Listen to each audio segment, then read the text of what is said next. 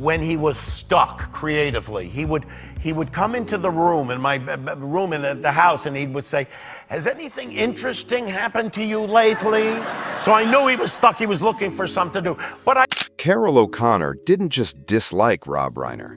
He carried a hatred so intense it bled straight through the laughter and into television history. Every insult Archie Bunker hurled, every explosive argument with Michael Meathead Stivic carried a charge that wasn't scripted, it was real. To America, All in the Family looked like a fearless sitcom that dared the nation to laugh at itself. Behind the scenes, it was a pressure cooker. Rehearsals stopped. Silence replaced dialogue. Crew members froze as tension filled the room. This wasn't creative disagreement. It was a personal war. O'Connor, a disciplined veteran actor, believed his craft was under attack. Reiner, younger and outspoken, pushed the show as a moral battleground. What started as ideology turned into resentment, and resentment hardened into hatred. The audience laughed. The network celebrated. But off-camera, two men walked onto the same set knowing they despised each other. He didn't just hate Rob Reiner, he never forgave him, and now we know why. When All in the Family premiered in January 1971, the imbalance between its two central men was already set. Carroll O'Connor was a seasoned actor with decades of experience across stage, film, and television. To him, acting was a craft rooted in discipline and precision. Every word mattered, every pause had meaning. Performance was interpretation, not activism. Rob Reiner arrived from a completely different world. Younger, outspoken, and deeply shaped by the political upheaval of the late 1960s, he viewed the show as more than entertainment. To Reiner, All in the Family was a cultural weapon. His character, Michael Stivic, was not just Archie Bunker's son-in-law. He was written as Archie's ideological opposite, the voice meant to expose, confront, and correct. That difference in philosophy did not stay theoretical. It erupted almost immediately. During early rehearsals, O'Connor noticed behavior that set off alarms.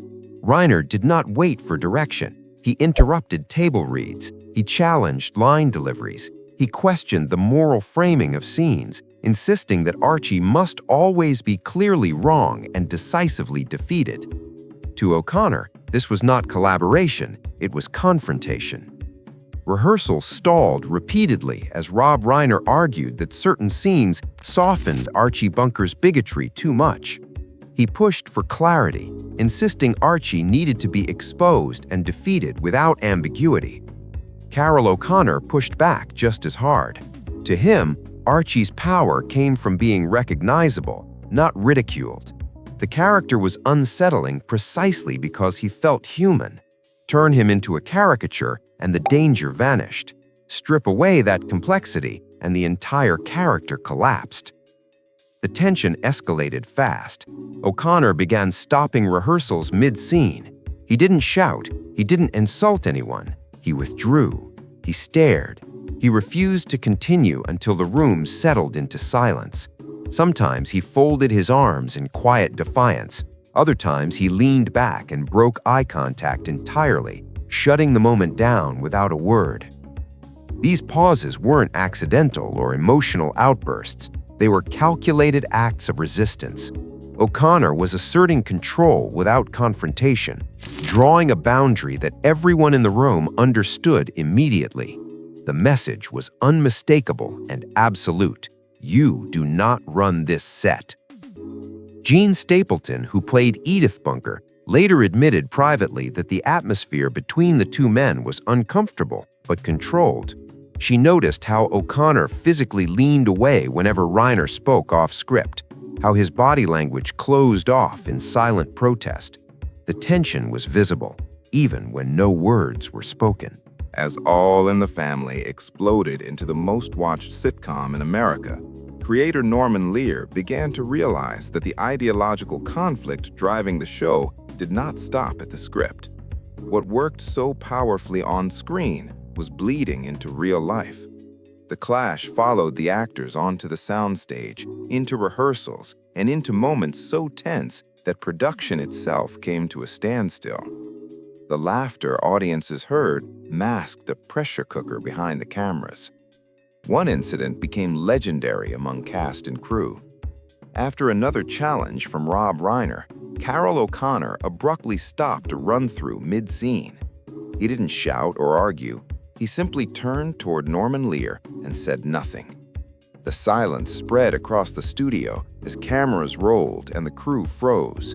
The moment was so heavy that Lear later admitted he had to step in and reassert control. Without a word, O'Connor had drawn a boundary. To Reiner, his challenges reflected moral responsibility, using All in the Family to confront prejudice directly. To O'Connor, they felt personal. He believed Reiner was no longer acting with him, but against him. Years later, O'Connor said Reiner didn't behave like a fellow performer, but like a judge, no longer arguing with Archie Bunker, but with Carroll O'Connor himself. As praise for Reiner grew in the press, the resentment deepened. Critics increasingly framed Michael Stivic as the voice of reason and Archie Bunker as an obstacle to progress. O'Connor read those reviews and internalized them. To him, Reiner was not only winning arguments on screen, he was winning them culturally. And O'Connor believed the cost was Archie's humanity. Privately, O'Connor never softened his stance. Late in life, he said flatly, "I've worked with many people I couldn't stand. Rob topped them all." The irony was cruel. All in the Family became legendary because the conflict was real. The clashes felt dangerous because they were lived, not written. America laughed while two men worked side by side in open resentment.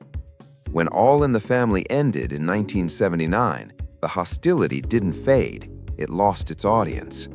O'Connor moved on to Archie Bunker's place, appearing lighter without Reiner, but the bitterness never truly settled. By the early 1980s, the two men occupied separate Hollywood worlds. Carroll O'Connor left comedy for drama, reinventing his image with In the Heat of the Night in 1988 and proving his depth beyond Archie Bunker. Rob Reiner moved behind the camera, earning acclaim with This Is Spinal Tap 1984 and Stand By Me 1986. Both succeeded, but their paths never crossed again. There was no reunion, no public reconciliation, and no shared stage. The distance between them became permanent. Reiner remained almost entirely silent. He never challenged O'Connor's version of events, never publicly defended himself, and never tried to soften the past. Those close to him described his silence as deliberate. He had moved on, professionally and emotionally, choosing progress over revisiting old wounds. But silence, in this case, did not bring closure. It preserved the fracture exactly as it was. The feud froze in place, unchanged, unresolved, and untouched by time. When Carroll O'Connor died on June 21, 2001, at the age of 76, Hollywood paused. Networks replayed All in the Family. Critics revisited the legacy of Archie Bunker, a character that reshaped television forever. Colleagues spoke of O'Connor's discipline, intelligence, and moral seriousness. The industry remembered a towering figure. One response, however, stood out. Rob Reiner offered professional respect and nothing more. There was no public reconciliation, no attempt to rewrite history. He allowed O'Connor's harsh words to stand as they were. By then, O'Connor had already endured profound personal loss, most notably the suicide of his son, Hugh, in 1995. The tragedy reshaped his public life, pushing him toward compassion and advocacy. Yet even in grief, he never revisited his feelings toward Reiner. The silence between them hardened into permanence. In the end, some conflicts never heal. They don't soften with time or fade with success. They simply follow people to the grave.